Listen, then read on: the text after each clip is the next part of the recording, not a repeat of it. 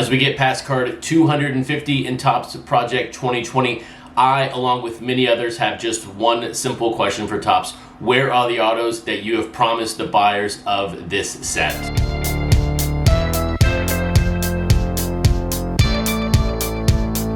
Welcome back to my channel, which is the home of Project 2020 here on YouTube. My name is Chris, otherwise known on Twitter and Instagram as @CRT_Sportscards.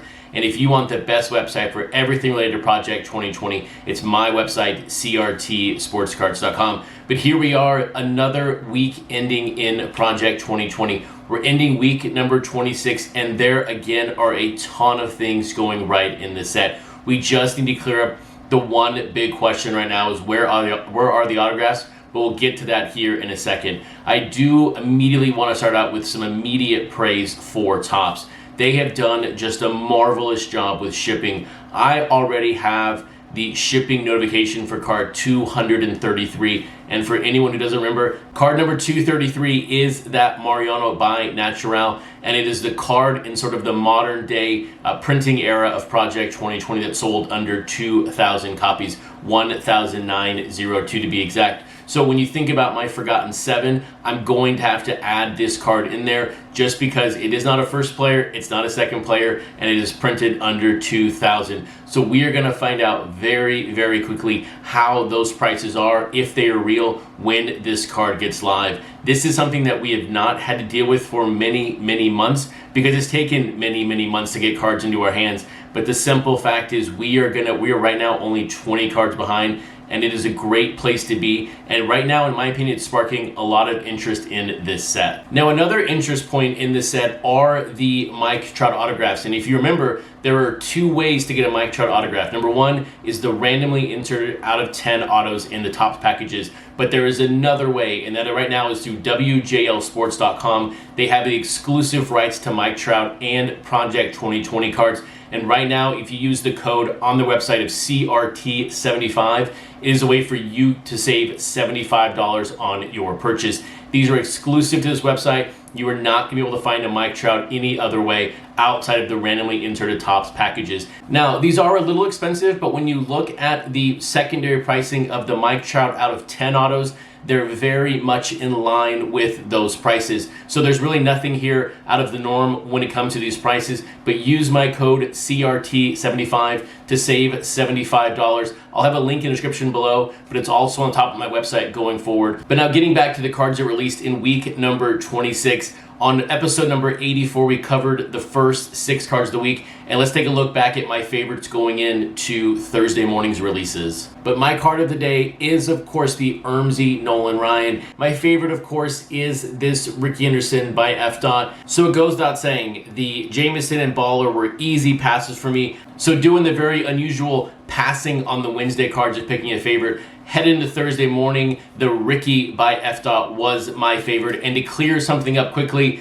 LB on the card is for Lou Brock, which makes way more sense than Long Beach. But now moving over to Thursday, we had Gregory Siff, one of the artists that I am collecting, release his Ichiro. So this is a very, very nice combination. And then Sophia Chang releasing her Derek Jeter. Two really, really great cards when you think about what you expect from these artists. Now, on the Derek Jeter by Sophia Chang, this is actually the second version of the card. There was another version that was put out there with a basket on it that has been removed from the card. So if you see the card with the basket, that is not the actual version of the card. But when you think about Sophia Chang, you think about Derek Jeter, this is her card. This is very much in line with her style. And now on to the Gregory Siff Ichiro. I will say from a personal perspective, I did not know who Gregory Siff was before this project, and right now, after card 13 and 14 of his, I cannot get enough of Gregory Siff's artwork overall. Right now, look, he's in my top 3. We know my love and affection right now for Grotesque. That is a very simple design, and we know what to expect when it comes to a Grotesque or a Natural card, which are my 2 favorite artists. But from a wow factor, Gregory Siff is the artist right now in the set that has my undivided attention. I cannot just get enough of his cards. And here on the Ichiro, 3D. Who would have thought we had a 3D card? Just like Gregory Siff put out the burger card, nobody had burger on their bingo board, and here again, nobody had a 3D card. So just a fantastic card for Ichiro, and I'm very happy that it was Ichiro with the 3D card. So on my favorite of Thursday, no surprise, it is going to be the Ichiro, and right now it is neck and neck with the Ricky from FDOT. We will see how the Friday cards go to decide my ultimate favorite for the week. And then on Friday, what does Topps do? They release a Jackie Robinson by King Saladin and a Fucci George Brett. And on the Fucci card, there is a face. It's just not the face of George Brett, but we do get a face. So for anyone who complains about not having a face, it is on this card. So this should be an automatic buy for you from that perspective. Great looking card overall. We can name the animal whatever we want, El Chupacabra, whatever we want to call it, but it was a really fun, interesting looking George Brett. And then on the Jackie Robinson, when you take a look at all of Jackie's cards from 1 to 13 now, this is sort of like the ultimate evolution of the card. Every color, every design from the previous cards are represented in this card. Now, there's no way that King Saladin was going for that effect. It's just the way the graphic looked when you put all 13 cards together. But a very, very great Jackie Robinson here. And again, there's a new... Just checking my facts real quick. But when you take a look at Jackie Robinson, another cool feature, and something we're seeing now twice here recently, is a slogan on the card. Just like the Sandy Koufax slogan from Blake Jameson, we have the slogan here of Jackie Robinson of breaking all barriers. So it's going to be interesting to see if we see more artists go this route with slogans on their cards at the bottom as we progress closer to 300, and then of course all the way to 400. So on Friday, no surprise here, my favorite of the day is this Jackie Robinson, just because I am collecting Jackie Robinson. So it was a nice ad for the week. So for the week, I purchased 5 Jackies, 5 Gregory Siff Ichiros, and then 5 Joshua Vitas Ted Williams. I'm curious though, in the comments below, what cards did you buy this week, and what cards are you looking forward to in week number 27 in Project 2020? And that only leaves one final decision. What is my favorite card in week number 26? And this was a very difficult decision, but I'm going with the FDOT Ricky Henderson for one reason. When you say the word Ricky, what do you think? You think about Ricky Henderson. And for me right now in this set, when I say Ricky, I'm going to think about this card because it has Ricky on the very top. So just like I talked about on our last episode, this is the reason why I like the card so much, and it is why it's my card of the week, and it just edges out the Gregory Siff Ichiro and the King Saladin Jackie Robinson. Now, when you look at the market overall in Project 2020, what is happening and what is going on, and how can you determine what is the proper price to pay for a card at the moment when it comes to Forgotten 7, first player, or even second player? What I have done on the website to help you figure out where the most recent pricing is I have taken the last 4 weeks and added it to the very top of the chart when it comes to pricing for this week. If you remember before the middle of this week, what I had on the very top chart was just this week and yesterday, and then all the numbers at the bottom. And those charts became very, very large at the bottom, and they were very hard to read, and it was very hard to tell sort of where the current pricing is versus the past 4 weeks. So to better help you, I have taken those 4 weeks and put it at the very top. So here's what the charts look like right now. Taking a look here directly at first player pricing. This week, Ichiro, for example, his average price, $1,437. You can see just 4 weeks ago, that card was $1,896 on average. So when you're looking at an Ichiro price, right around $1,500 is probably the going rate for that card right now. You're looking at like Jackie Robinson, card number 3, the Natural. 4 weeks ago, that card was $414. Even last week, it was $410.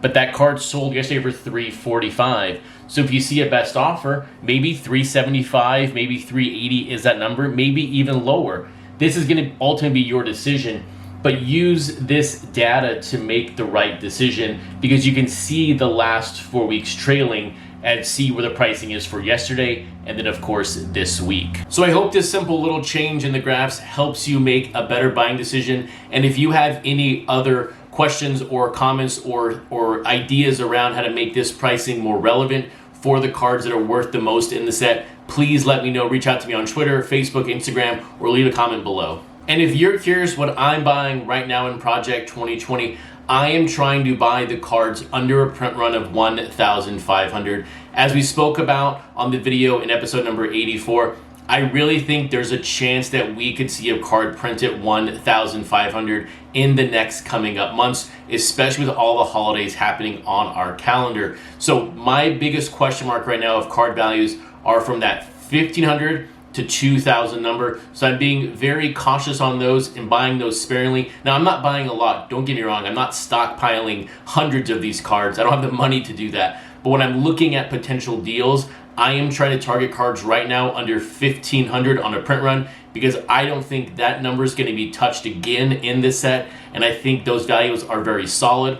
Although they are very low right now, I think when you look at this set long term, 2021, 2022, those numbers are going to be microscopic, because remember, there are cards out there that are printed in the $20,000, $30,000, $40,000 that will be had at the National in 2021 for about $6. So right now for me, I'm sticking to cards under print runs of 1,500 because I feel those are the safest buys at the moment in Project 2020. And one of my most recent buys and one of my favorite buys is actually this Ken Griffey Jr. Matt Taylor, for one reason. This is the only one in existence. And you go, Chris, it's not a gold frame, it's not a one of one. This right now is the only BGS 9.5 of this card. Now, it may not be the only one of one come 6 months down the road when grading catches up, but right now, for $108 what I bought it for, I thought it was a really good purchase when it comes to the long-term set, when it comes to the potential of graded cards in this set. I understand graded cards do not maybe have the biggest fan base at the moment, but if we get more casual collectors in the set, I like the idea of graded cards. And right now, this is a true gem mint, 9.5, all 4 subgrades, and it's the only one in existence. So the card is printed at 4,230, but this is a one of one at the moment. We'll see how long it lasts, but this is one of my favorite buys over the past couple of weeks. So while that's all fun to talk about, one big question remains as we enter into a new week of Project 2020, and it's as simple as this. Where are the autographs that Topps promised buyers of this set? Now, to go back a few months in the set,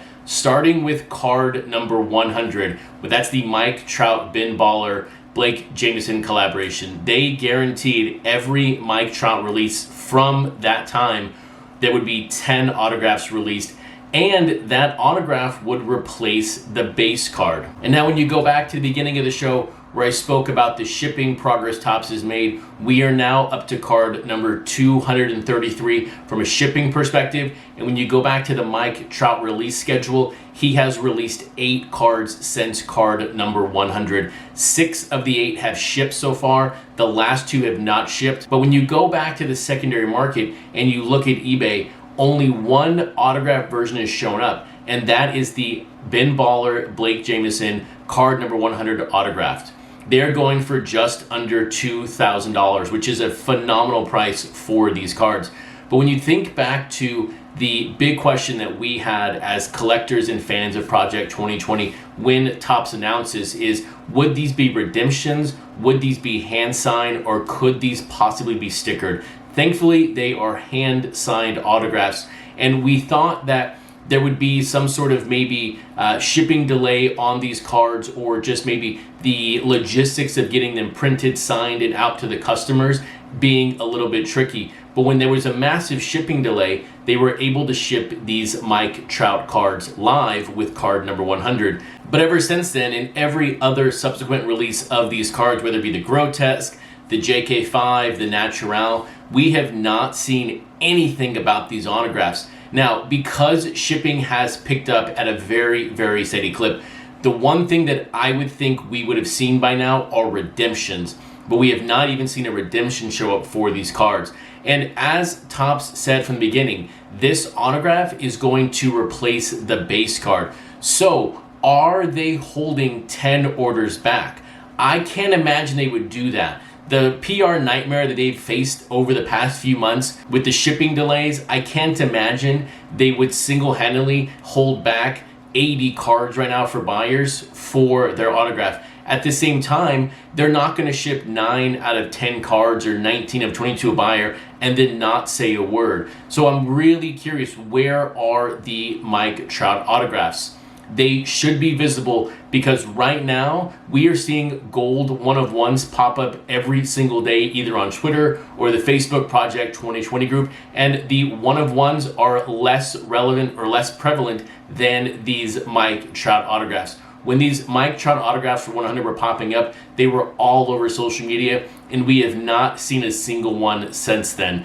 And not to be forgotten, in the shuffle of these Mike Trout autographs that do not exist, that should exist at the moment, are 2 other releases that should have had autographs that Topps promoted when the card was released. That is card number 132, the Derek Jeter by Ben Baller, and then the Frank Thomas Keith Shore number 141. Both of those were supposed to have autographs, and we have seen nothing of the sorts since they have released. And the last time I checked, 132 and 141 are well before card number 200. So we should be seeing something on eBay for these cards along with the Mike Trout cards, and we have seen nothing of the sorts. The easy solution here, the easy thought process is they're just going to send these out to random customers in the future. They're not going to be replacing the base card, but I wish Topps would say something and just confirm that, because at the moment it feels as if they're just not hiding the autograph from everyone, but they're just hiding the details. And right now we need the most details. We need to be as transparent as possible with the set,